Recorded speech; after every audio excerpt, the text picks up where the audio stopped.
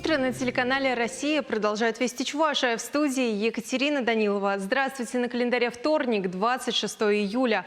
Уменьшить сброс неочищенных стоков на 20 миллионов кубометров в год. В Чебоксарах планируют открыть еще 9 современных комплексов очистных сооружений. Об этом стало известно на еженедельном совещании в городской администрации. Очистные сооружения планируют построить в микрорайоне Грязевская стрелка, в районе улицы Якимовская, на Марпасадском шоссе, а также в парке Лакреевский лес. Кроме того, они появятся и на малых реках Чебоксар. Для решения проблемы очистки малых рек города Чебоксары Управление ЖКХ и благоустройства заключены контракты с НПО «Проектор» на разработку очистных на 5 водовыпусках. В настоящее время 3 объекта полностью готовы и формируются для направления на проверку в государственную экспертизу. Напомню, в рамках нацпроекта «Экология» в Чебоксарах уже построены 2 комплекса очистных сооружений на заливе и в микрорайоне Волжский. Третий в Новом городе сейчас на стадии геодезических работ. Его планируют сдать осенью следующего года.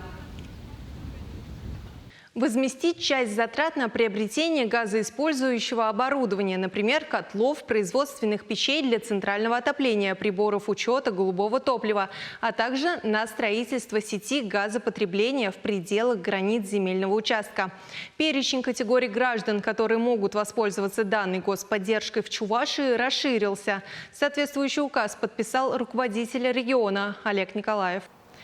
Возместить часть средств, потраченных на подключение частного дома к газопроводу, смогут семьи военнослужащих, принимающих или принимавших участие в специальной военной операции на территории Донецкой и Луганской народных республик и Украины. В преддверии Дня воздушно-десантных войск в Мемориальном парке Победы в Чебоксарах открыли памятник легендарному военачальнику, генералу армии Василию Маргелову. Василия Маргелова традиционно принято считать отцом воздушно-десантных войск. Среди десантников даже распространена шуточная расшифровка аббревиатуры ВДВ – «Войска дяди Васи». Кстати говоря, визитная карточка воздушно-десантных войск «Тельняшка» и «Голубой берет» – тоже заслуга Маргелова. Именно он стал инициатором введения новой униформы. Маргелов руководил десантными войсками почти 25 лет. Он прошел Великую Отечественную войну. В 1944 году удостоен звания Героя Советского Союза.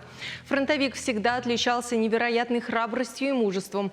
В честь прославленного генерала в стране установлено более 600 памятников.